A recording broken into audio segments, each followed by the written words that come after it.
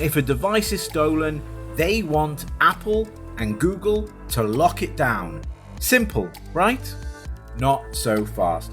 Are watch companies being blamed for, like, Rolexes getting stolen? You know the sections of your memory? We need to extract them from your brain because we own those memories of the work that we did together. So what happens if this company lays you off? Do all of your power-ups vanish and you're suddenly relegated to a normal person? Do you think it exaggerates the already growing divide? Big Pharma win because Big Pharma have big money. Is the answer to job loss via AI embracing the cringe? Does someone of my size get cut through in all this other trash that I'm seeing? I don't know. Hello and welcome to episode 91 of Disconnected. I'm your host, Jag Sharma, joined by Jen Campbell in Hong Kong, Jason Kapadia in Dubai, and Matt Webster in Rio de Janeiro. And together, we'll be delving into the world of AI, tech, and social media and how it's impacting society and culture. Coming up, Jason ponders if AI power-ups will be one way we upskill for work in the future. Matt notes a resurgence and the importance of personal branding more than ever, and I'm sure we will no doubt mention Elon Musk, Black Mirror, and Jason's high life in Dubai along the way. Matt, you came back to us. Yeah, you invited me, thanks. It's a pleasure to be back. And you said yes, so excellent. And you even got a podcast mic this time, so it's going to be even more of you sounding even better. Serious stuff. Yeah, serious stuff coming up. Good. Well, welcome. Glad to have you and looking forward to your story later on. Quick one, guys, before we get started. Picture this. You're walking down the street, phone in hand, then suddenly it's snatched. A terrifying reality for thousands in the UK, where mobile theft now accounts for 2/3 of all robberies in London. And here's the kicker. The Met Police say these thefts are fueling violent crime, with up to 70% of knife offences linked to robbery. So, what's the solution? The police have a plan. IMEI blocking. Every phone has a unique identifier, a digital fingerprint, and if a device is stolen, they want Apple and Google to lock it down, bricking it worldwide. Simple, right? Not so fast. Apple and Google have pushed back, and they've pushed back hard. They argue IMEI blocking could open a Pandora's box of fraud, with criminals posing as owners to hijack devices. And let's not forget the booming black market for parts. Stripped screens, processors, batteries, all sold off before the IMEI block even kicks in. But here's where it gets tense. MPs are accusing the tech giants of dragging their feet, that they could stop it tomorrow if they wanted to. But Google say it's not that simple, and there needs to be an industry-wide fix. Meanwhile, Apple's betting on its activation lock feature to cripple the second-hand parts trade. So who's in the right? Who's in the right, guys? Are Apple and Google doing enough to protect users, or are they prioritizing profits over safety? And with 75% of stolen phones in the UK shipped abroad, mostly to China, is IMEI blocking even the answer? Would love to get your quick take. Would love to hear your thoughts. My quick take is that maybe the Met Police should focus on stopping the crimes rather than blocking the phones. The thing is that, if you have an iPhone, and pretty much all Google phones now as well, they have the activation block. But I think that the stolen phones are all, at the moment anyway, pretty much all getting sold for parts, like you said, Jag. Now, the thing is, they can block the main chip of your phone, because that is a part where they have a unique serial number, and pretty much it's it's like the main core processor of your device. But everything else, like the camera modules, the actual body of the phone itself, they all have value. And now, how expensive would phones get if they had to put some kind of activation lock on all of these other parts? I think it's kind of a bit unfeasible. And yeah, going to Jen's point, like it has to be stopped at the source, meaning they have to just be like there's value in all these phones in Dubai as well, but no one's going around stealing your phones and stuff. So it's like a societal problem that needs to be fixed. I don't know how much the phone companies can really be blamed for it. I mean, are watch companies being blamed for like Rolexes getting stolen? I don't think so. I mean, what do you reckon, Matt? The Rolex problem is a very Dubai angle at looking at this because I can't remember the last time I wore a watch, but my first thought was, why is Google got a voice in this? I mean, how many people have a Google phone? Why are they even talking about this? I mean, if anybody's got any stats on how many people have a Google phone. I know these are we're talking about the UK. Jen's point is great. Yes, let's stop the crime. It's a completely different ballgame in Rio because unlike Dubai, phones do get stolen here at gunpoint mostly. And to stop that, I mean, the gap between the rich and the poor here in Rio is so huge that people will risk their lives by robbing you with a gun to get the parts of a phone. And even if that, how do you deactivate the parts of a phone? I mean, they will sell on the screen, they will sell on the structure of the phone here in Rio, and it's worth risking their lives, unfortunately, to do that. So, different problem here. Whoa. Okay. Matt, have you ever faced any of that kind of crime in Rio? Have you ever seen it with your own eyes, or have you experienced it? I've seen it, and fortunately for me, I haven't experienced it. But just on my street, this is a couple of years back now. There were gunshots. I looked out of the window, and somebody had stolen a phone off a woman in the street, and an off-duty police officer had seen it, and that off-duty police officer ran out onto the street and kind of Judge Dredd style took justice and shot the robber in the street. And unfortunately, that is one of the downsides to living in this beautiful city. So I've seen it, and unfortunately, I follow there are some accounts on Instagram that show the different crimes in the hotspots and what's going on. And there's one called Chiros, which means shots. So it's like, if you hear shots, where are they? The thing is, it's not very healthy. It's not very healthy for your mental well-being to follow them too much, because they show you everything that's going on in the city. And unfortunately, there's a lot going on.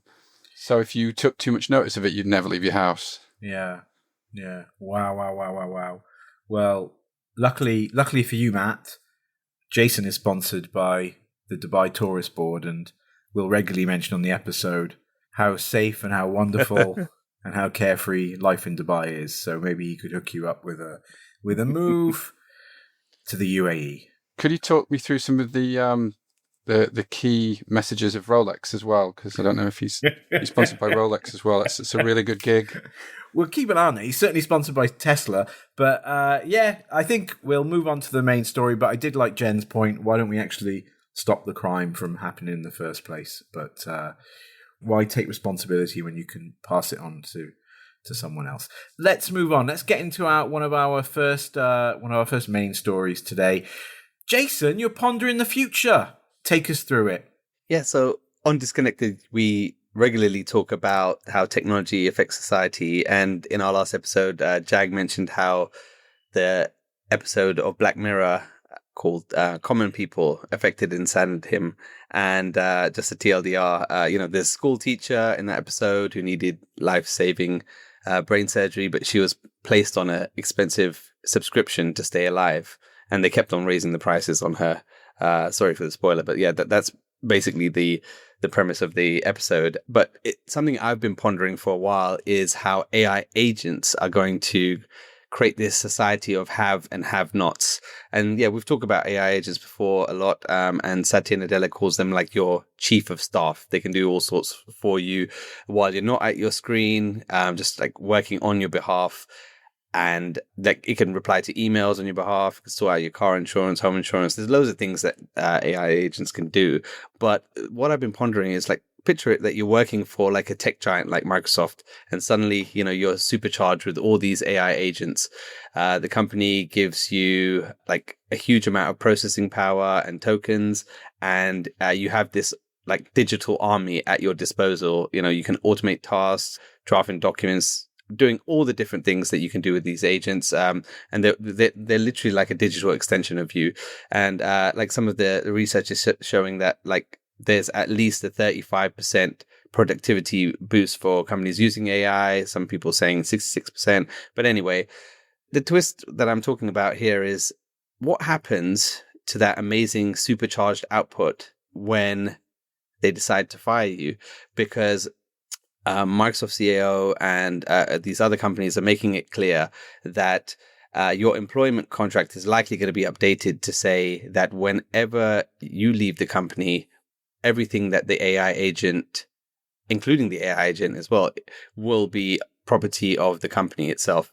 But that's not so dissimilar to how it is already, where whatever you create, say with Photoshop or etc., or you work and you create a patent for a company or whatever, it's all owned by the company anyway. But this is just something that's like your digital extension is also going to be owned by the company as well. So what happens if this company lays you off? Do all of your power-ups vanish and you're suddenly relegated to a normal person without these AI augmented capabilities? And the thing is here, I mean, like, we all have access to all of these tools like ChatGPT and Gemini, all on the free tier. What I'm talking about is these AI agents, which are doing these things in the background, which take a huge amount of computation and energy to perform in the background, right? And that costs a lot of money to do this. And so only these big companies are going to have access to all that processing power. And so if you are stripped of that, like what happens to you as like a productive person? Like it's something that really like makes me think there's going to be a society of haves and have-nots, like the supercharged people and those that are just regular, kind of, just taking me back to that Netflix episode that we were talking about earlier. Just it's like if you have access to this, you can do so much more than just a regular person. So if that's the case, then is it that if you are a part of these massive corporations, you are at the top of the totem pole and everyone else isn't? I want to get your thoughts on what you think the future could be like. This reminds me, what you've just described there is a lot of the book Homo Deus by Yuval Harari. So he did Homo Sapiens, which a lot of people have read, very famous book. And then the sequel talks exactly about what you've just said. Like, we're going to have superhumans, or he predicts there's going to be superhumans who are privileged, rich, have access to technology, biohacks, get their laundry done by machines, frees up their time. And then there's going to be the old school humans that just live their life, do their own laundry and have an analog existence. So yeah, it's really interesting. And you're kind of prodding and prompting a lot of the things that he says in Homo Deus. Very scary and interesting. I just want to be one of the superhumans. I suppose what my thought when you're talking about it is, like, we always say, people are going to have their own AI agents and their own avatars and whatever they might be. What do you own and what does the company own? And what are the company willing for you to bring in, right? So will it come down to people who work in jobs who use technology or use computers, right? Anyone who works in an office job has a computer. When you start, do you bring your AI agent with you? And it trains in the same way you train on company software. And when you leave, it leaves with you and you go and learn somewhere else. And yes, it takes the learnings, but it doesn't take anything that comes from the company with you. Although arguably anybody who works in an office will take everything they have anyway. Let's not be naive about it. So it will go one of two ways. It will be either that you go into the company and you build it there, or they'll allow you to bring it in with you. And with that, you kind of all your knowledge and all your preferences and all that stuff is already set up. Because for the company, that's much quicker, right? This thing doesn't have to learn when you first start who you are as a person. You bring it in automatically and they learn as quickly as you learn. So it could go that way. I think there will always be this divide. And is it the whole of the UAE that gets ChatGPT paid for now by the government, like the premium subscription to it? Like governments will need to start looking at that and looking at what does everybody need access to in the same way, you know, I mean, they didn't do this because of a gap between rich and poor, but Wi-Fi became available in public spaces. And like, you know, there's things like that that's been implemented in many countries. So maybe it also comes down to the governments to look at what, as a human right, do people need to be able to survive? Like at what level is it going to drop below? People can't actually function without having this. Does that mean, Jace, that AI agents will be listed on the company org chart? Imagine we're all in the same organization together. You know, we're all there, but then in between us is all these AI agents that fulfilled certain functions. You know, company binned Felina off, didn't need her. AI agent could do it without her. So we've got Felina 3.0 as that agent. But then what happens to the rest of us? Or is it a case of humans won't be replaced and will be just partnered up with AI agents? But as you say, then the agents belong to the company. But no, I like Jen's vision of the future. I'm training up my AI agent over time. And then if you imagine your young girls, Jace, they might get their own AI agent to train up, like a Pokemon, but while they're still in school. And then that develops with them over time, you know? I was going to say a Tamagotchi, Jag. That was my reference. So then by the time they graduated, they've developed whatever, Pikachu into Raichu, and they're ready to go, you know? The thing with that point is that that's kind of using the human analogy where it takes, you know, months or even years to acquire all of the knowledge and all of that, whilst an AI agent on your behalf, you know, within an hour or two of processing could probably capture all the knowledge that it needs from a company. And then, like, why would you stay, you know, at that company then? It's kind of, I don't think companies will open up their agents or their whole infrastructure to your personal agent. I think it will be separate. Like, you know, once you're logged into the Microsoft system, you're using their agent to do it. And you know, in that Felina example you're talking about, it's like, you know, probably once you've been at the company for a certain amount of time, it could know the way you think, and then why does it need you anymore, right? It's already captured whatever makes Felina valuable, and it's like, okay, I've assimilated you now, and okay. So let's say it is that way, and then you work for a company, and you have to use the company's AI agent, just like you'd use a company laptop or a company phone. You're using the company's assigned AI agent to you, and that AI agent also worked with your predecessor, and there we go. That's the AI agent you've got to use. But you'll have an AI agent for your personal life because you've got stuff to do, things to achieve in your personal life.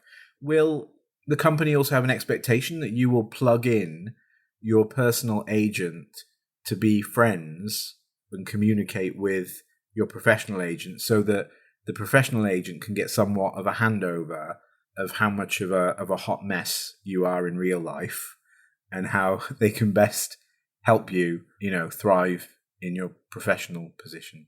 This is a bit like an employer lawyer's dream, isn't it? But the thing is, I think about it from how I'm currently working and have done for a while, which is from agency side. When you work with a client, you'll have a document that says all the stuff that we produce together. Once we divorce, you guys get to keep that. We created that together, but that's yours as the client, right? But in the way that you're speaking about AI, the way that we're speaking about AI agents right now, it's the equivalent of kind of after you've left that client, they then say, oh, and you know the sections of your memory, we need to extract them from your brain because we own those memories of the work that we did together. And that's totally bizarre, obviously, if we talk about it from a human perspective. So I think what we'd have is, and maybe this solves it, I don't know, this is too simplistic, but when you're signing the contract, this is from an agency and client side, that contract says, I will be using this agent, this is property of my company and me, this will leave once the contract ends. Or maybe the client will say, as part of this deal, as part of this contract that we're going ahead with, once we go separate ways, we get to keep what you've created whilst working with us. So yeah, it's a lawyer's dream. There's a video of Satya Nadella. He's talking about how with these agents, they're going to be using Microsoft Defender or something like that, which will give access rights to certain parts of your agents. And with that, it's like, okay, I'm joining this company. I'm going to give it access to only, say, like my persona, my personality type or something like that, or whatever else the agents would want from you to have a productive relationship. But, all of my personal stuff, it doesn't have access to right now. So maybe we're going to go down a world like that where only a certain amount of your personal agent's capabilities need to be shared with your business agent, right? But yeah, just mainly it's about the computation, because whoever has the most computation available to them, and that's obviously costs money, those are going to be the winners in the productivity game. So yeah, just imagine if you're working for a company where you're like researching drugs or cures to Alzheimer's or whatever else it is, and you're making such great progress because your agents are working with you and they've got like a massive budget of tokens, and then you're cut off from that, and then you're like, okay, I'm useless to the world. But how is that any different to what happens now? Because big companies will always win in that scenario, right? If they've got more money to pay for more manpower, it's just a different amount of money and a sped up time frame. Yeah. So you're just like that sort of split is actually similar. I think in the everyday and the people that take it outside of work and take it to more personal level, I think that's where the divide will be bigger. But for your example, big pharma win because big pharma have big money. And so their R&D development can go so much quicker because they can throw more manpower at it. And all they'll do is just throw more agents at it. And those agents do need somebody to verify them. So there will always be people working. But yeah, it speeds up that process for them. But I think that money divide is already there. Yeah, that's true. Do you think it exaggerates the already growing divide? Because you mentioned the term the haves and the have-nots. So would it create further divides amongst people? So depending on education, background, are they comfortable with AI? Have they used AI? I saw a stat recently that I don't know how truthful the stat is, but it was like 70% of men have already tried AI in their professional workspace, whereas their female counterparts is like way, way, way lower. So then will that exacerbate a gender gap? Do you see where I'm getting with this? Or if there's someone that's grown up in perhaps a less affluent environment, and they never really had access to much technology, let alone state of the art $250 a month Google AI tools that Jason won't share his password to, could it create a greater divide than ever before? Yeah, definitely. But that divide is already there. It's just going to widen it and widen it, right? To your point about subscriptions, like everything has moved to, I don't watch UK TV, so I don't know what's on free to air these days, but I would imagine not anything very good other than EastEnders, obviously. But you can't afford a Netflix subscription, well, then you don't, you already can't talk in the playground with your mates at school because you can't afford it at home. So I think that's already started. The subscription model started, 10 years ago, is already driving that. It's just going to get wider because more and more tools are going to be available. And all it's going to take is for somebody to say, oh, I've got ChatGPT, I've got DeepSeek, I've got Canva, I've got Midjourney, I can do all this cool stuff. And somebody else is going to go, I don't have any of that.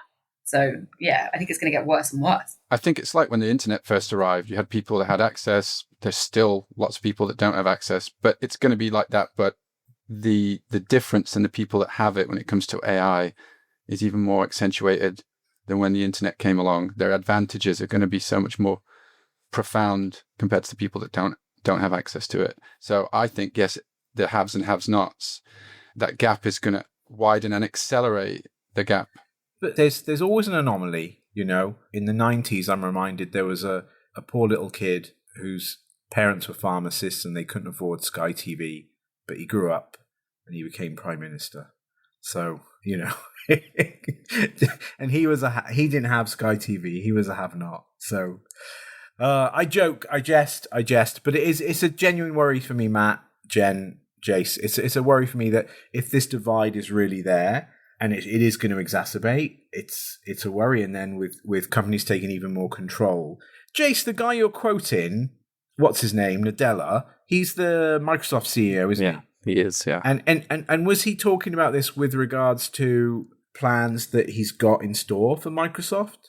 Yeah, I think it's plans that have already started to take shape in the company already. So it's crazy how, I don't know how quickly this is all happening. But I guess, I shouldn't be surprised. It's just it's all been predicted before, like you were saying, Matt, in Harari's book. But I'm very concerned as well. But I guess that the biggest thing here is that, previously, when the internet first came around or computers first came around, and you say if you got access to Photoshop and you're like, wow, I'm supercharged, you still had to do a lot of the work yourself to make the images. You had to learn how to use it. Like, things took a lot of time.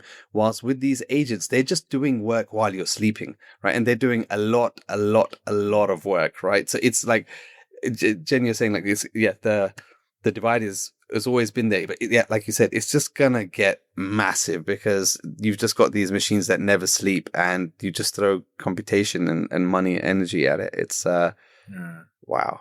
All right. Well, I think we'll leave it there, but I'm really glad you brought it up, and I guess we'll see where it goes. And who knows? But maybe actually, it's a shame we already did our predictions for the year, but I'm sure there'll be a company that'll have an AI agent on their org chart somewhere this year. Maybe it'll be Microsoft. But anyway, let's see. And Jen, your comment about the have-nots in the playground, the Nintendo Switch 2 launches tomorrow for $450. So there'll be plenty of have-nots coming to a playground soon. Let's move on. And do you know what, Matt? Personal branding. It's back in fashion, isn't it? And we've all got to be doing more of it. Yeah, it's back in fashion, and I've dipped my toes in it and done quite a lot of work on it via LinkedIn. But it's I've noticed it a lot during the past week, more than ever. I want to start off with the kind of grey, dark cloud side of AI. AI is coming for you. Are they coming for your jobs? You've got Microsoft that laid off 6,000 people last month. IBM, 8,000 people recently laid off. Another 9,000, I think, coming. Meta reducing 5% of the workforce that weren't performing well. Duolingo, etc. So this is in the news a lot. And I wanted to say, I think there's possibly two simplistic ways to look at this positively. The first one is obviously upskill and learn and prototype with AI, right?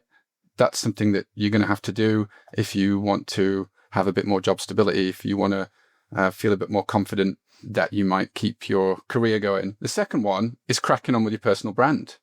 So is the answer to job loss via AI embracing the cringe and just, getting involved with LinkedIn? So a few stats about LinkedIn recently. So I was listening to another podcast, obviously not as good as this one, called Everyday AI Podcast. And there was an astonishing stat that came out of this. They were talking about how AI is taking over the world, but what can we do to save it? And one of the co-hosts said that just after COVID, the year after COVID, 70% of new jobs were via recommendations. So not CVs being sent out, not CV spam, not the old way, via networks, via people saying, oh, I know someone who can do that. I thought that was a ridiculous stat. So obviously LinkedIn, again, is popping up on my radar. So then I think it was a couple of weeks ago, you've got the king of personal brand, Stephen Bartlett, love him or loathe him. And he did a special LinkedIn Live DOAC, Diary of a CEO, did a LinkedIn Live version of it with Jessica Jensen. So Jessica Jensen is the CMSO, Chief Marketing and Strategy Officer, a delicious title. And she's new, and she's on there talking to Stephen Bartlett, and all they're talking about is personal branding, obviously promoting LinkedIn, telling people to post stories, not sell, telling people to know your audience, talking about all the different LinkedIn tools that people aren't using. And then the basic kind of message of this video was, they always manage to get a bit of emotion in there because it's Stephen Bartlett, is your personal brand is your business strategy. So I think that LinkedIn are really and should be, are really going for this kind of uneasiness that everyone's feeling about, am I for the chop? Is AI going to get rid of me? And it's not surprising that they're pushing this out, and they're teaming up with huge personal brand advocates like Stephen Bartlett. They're also killing it with their figures.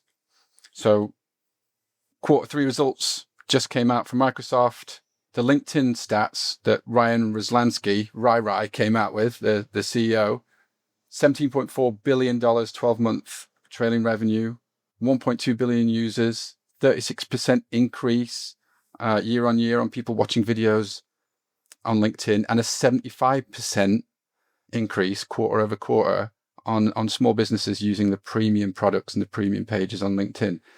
So I just saw the link and I thought, yeah, maybe there's hope for people if they just engage a little bit more with their personal brand. Personal branding's always been around. It's just now even more important now that everybody in the world can see you. So I used to be a sales rep back in the early 2000s. I had for a pharmaceutical company, and I had a personal brand. When I left the room after talking to a consultant or a physician, they had a thought, an image. I had a reputation based on how I looked and how I acted in my interactions. That's just been supersized infinitely, obviously, by the internet and by LinkedIn.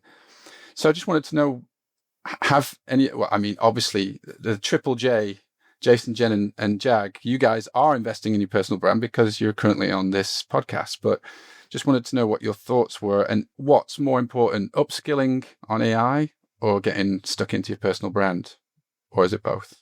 I'm glad you brought this up because LinkedIn is one of my biggest bugbears in life, I think. Nothing riles me more than LinkedIn sometimes because it's full of shit, excuse my language. But to your point about how they've got all these figures, there's more users and there's more people posting and all the rest of it, most of it is utter trash, or most of what I see is utter trash. And Stephen Bartlett is a classic example of this, right? That guy posts one more time that he's in the gym and he's hurt his ankle and he can't run, but he's doing soccer aid on his social platforms. My God, I've unfollowed him and I still get this content.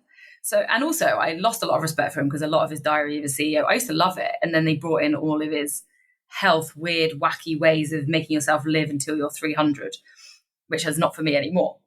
But I can see how it's working for him because he's very provocative in the things that he says. And he mixes that with his insights. And he's obviously wildly successful and Flight Story's taking off. And I can see he's building something really, really big. But his personal brand, strip away a lot of that stuff, is not actually that great. His successes go above that. And so the problem I have with LinkedIn is I have all these people that are posting things that have zero successes to talk about. And so all you get is, there's something the other day about Nadal and his finishing tennis and it's much like my career. And no, it's not. It's just a tennis player. It's really not linked. So I think it's something I know I should do more of, and especially running a small business and needing to get, new business in and that sort of stuff. It does come from being confident and building something on there. But equally, does someone of my size get cut through in all this other trash that I'm seeing? I don't know. And that's my biggest problem with it. Like if you've got a huge following already and you're Stephen Bartlett, great. But for the small guys, I don't know. It just drives me wild.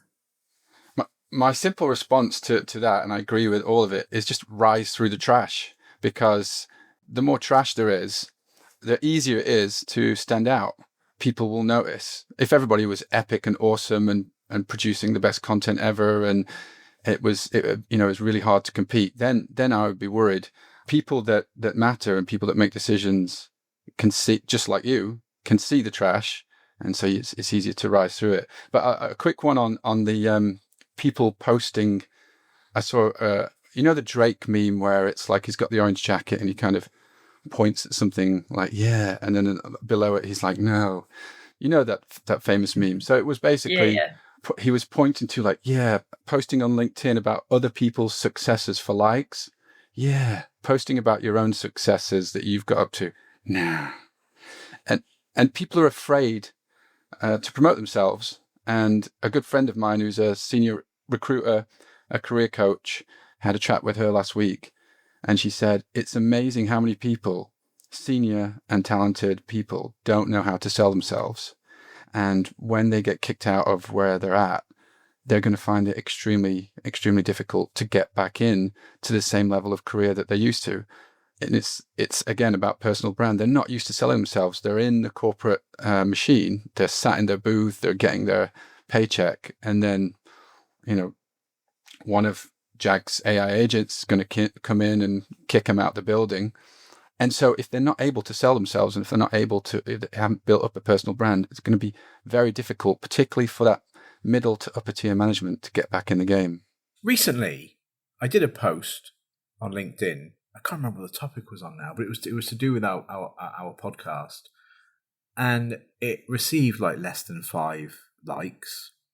And I just did a quick Google search to find out what LinkedIn are calling it, and I cannot find it. And then I got a notification that LinkedIn had selected my post and put it in this collage of lots of other posts on a certain topic. And so then it kind of spurred me on and encouraged me, and thought, well, okay, just because, no one likes it, LinkedIn likes it. And, they put it in this kind of like this highlights package that, that gets served to people, and they can see all the posts from a time period about a certain topic. And so that was encouraging to see. But the challenge I still have with LinkedIn is that I'll still see, and this is to Jen's point, I'll still see posts about nothing that do really well. And when I mean nothing, not office or work-related memes that we can all relate to that are funny, because those are light relief. And if they're true, it's funny and it gains traction and it does add value in its way. I'm talking about, like, I saw a post, someone posted the view from their new desk and tagged the company and tagged colleagues, and it doesn't add any value, but it got so many likes, and it appeared on my feed twice, and it was like, why? Like, this doesn't add any value. I didn't learn anything from the post, and I wasn't entertained by the post, yet the post receives an absolute ton of traction. And I also don't understand how that kind of post helps someone's career. Maybe it helps them because they're showing that they're a team player and that they love their company and they love the view that they have over Dubai. No, the post was not from Jason. So there we go. How many Dubais can we get in this? Can we have a Dubai bell every time we mention it? Like, ba-ding, ba-ding. So the thing is, there's some keywords you said, like this post did well. It had lots of likes. It had lots of traction. All right. Well done to the person that posted a picture of where they're working from, and well done to all the sheeple that liked it. How much money, how much business, how many new business deals are going to be made from that post? I'll bet my house that it's 0. It just got lots of likes. And, I would rather, one of my least popular posts recently, hardly got any likes, hardly got any traction, got me onto a Chicago radio station talking about whether a gorilla is going to win against 100 men. So somebody from a Chicago radio station saw it. It had 5 likes, something like that. But it got me, something happened as a result of that post. So it's not always, you shouldn't chase the likes. You shouldn't do that. You should be consistent. You should put things out that are about yourself that's interesting. Try and link it back to what you do, because there's lots of people on there that are good looking, that have a dog, that sit in a meadow. That's lovely. People will like that. But I don't think much business will come from that. So if you're consistent and you put out who you are and what you do, you will get business from LinkedIn. And you don't need to be deterred or annoyed by people and sheeple that like other nonsense posts. And the other thing I'll say is, if somebody keeps popping up on your feed and it's doing your head in, unfollow, block that person, get your feed. Oh my God, Matt, we've had this conversation so many times. Every time LinkedIn comes up, everything we say is just unfollow them, and none of us do it. Yeah, why don't you just do it? Then you get your feed to how you want it to be, and then it's a much more enjoyable, educational, useful feed. For example, Instagram. My Instagram feed is pretty much full of comedy. It's just comedians. And so when I'm bored and I doom scroll and I go into Instagram, I'm most of the time laughing my head off and going and annoying my wife, going, watch that, check it out. I just follow comedians, And she gets completely freaked out, and she gets very anxious looking at Instagram because she tends to compare herself to lots of strangers and how well they're doing. And my feed is, I don't follow that. I just follow comedians as a quick example for Instagram. So my main thing is, building your personal brand is all about, creating authentic posts for whatever your niche is. But, you're doing it because you want to build that brand, and you can only build that brand if people see what you're posting. And if they don't, then most people are going to eventually give up, like those middle and higher management that you're talking about, Matt. You have to see some kind of decent ROI for you to continue anything, really. And then what happens is you eventually become beholden to the algorithm, and creating content that starts doing well, that algorithm wants to see. It's an age-old story, it's not just for LinkedIn, it's for all platforms. And, going back to Stephen Bartlett, right? He was guided by the algorithm. Initially, his content was great. It was all about business and becoming like a CEO, and people were really engaged in that.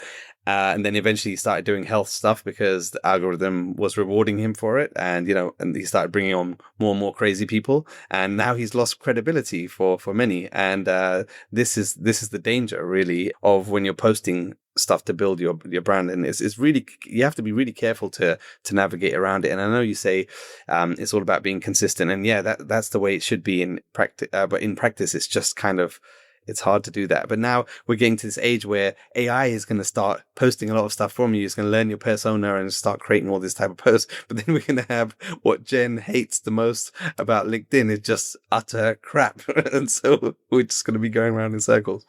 I don't know. Matt, who do you think's doing their personal brand well? If we had to look to someone out there that's like, wow, they've done like so well. Would you say Stephen Bartlett, or are there others out there? Well, of course, because of the amount of success and eyeballs he gets on his content. Weirdly, I would say, I was thinking about Gary Neville the other day, right? So Gary Neville, he wasn't a great footballer. He wasn't like a wow star. Okay, he was in an amazing team. And also the way I know I'm a northerner, so I've got similar dulcet tones, but the way he talks is not that exciting. But his personal brand, if you look at what he's done since he's stopped being a football player, failed as a coach, he's gone into media, but he's all over the place. He's got podcasts, he puts his opinion out there, and somehow Gary Neville, this kind of mediocre, kind of annoying right back that could just about cross a ball. There's lots of Man United fans that are going to destroy me for this, but he's really done surprisingly well, because for me, he's not an exciting personality. It's not like Ronaldinho or R9 or even Ruud Gullit or somebody that was exciting. So he's done surprisingly well, despite having a rather boring personality, in my opinion. So, I would put him up there. Any tips on how to grow a personal brand? Do you have like top 2 tips or top 3 tips? Well, we talked about consistency. Jason, you said, yes, it's okay saying you've got to be consistent, but you've got to see some ROI. Yeah, unfortunately, just like anything in life, you have to be good at it as well, right? So your content has to be fun, it has to be engaging, it has to be different. So yeah, you can't, if I was just to speak with this background and say, today, Matt Webster's tips about business, episode 1 are, 3 episodes in, forget it. So my tips would be to do something that's slightly different. So a quick example, we talk about Dubai. Let's say, Jason, that you wanted to talk about what you do in your job, and you film yourself walking outside a different Dubai skyscraper each time you do it. So that would be, so you get your phone, you push it up you see the skyscraper, and the visual hook would be then you would then twist around and go to your face. You then start walking around Dubai. Hi, I'm Jason from Dubai, sponsored by Rolex. Today I'd like to talk about A, B, C, and D. That's different. That's intriguing. I would watch that, right? Oh, that's that guy in Dubai who's always showing his watch, who talks about those business techniques. Or you could have, a bland background and, I'm being consistent, but I'm not getting ROI. Yeah, you've got to be good. You've got to stand out. You've got to be different, just like everything else. So my tips are be consistent, be good. So like learn what works, what doesn't. And the main thing is enjoy it, because if you're enjoying putting out your content, And you have to get past the cringiness. You have to get past the fact that your ex-colleagues are going to be watching what you put out there. And that's tough for people. But if you actually enjoy it, that overrides everything else. Just enjoy talking about what you do, because if you enjoy if you like your job, it'll come across. If you don't like your job, maybe forget about a personal brand. Jen, are you inspired? Are you going to start posting more? Because I've mentioned it to you in the past. I think you've got a lot of interesting things to say and things to share. But then whenever we talk about LinkedIn, your face scrunches up. I think about it a lot. I should do it, but I don't know. Maybe one day. It's making the move from thinking about it to doing it. That's a lot of people have that problem. I have a great idea for something I should do, but I need to find some motivation. No, I can't share it now, because if I don't do it, then you'll be like, "Oh, what about that idea you had?" Exactly. When I'm started and off and running, I'll let you know about it. The challenge I find is consistency.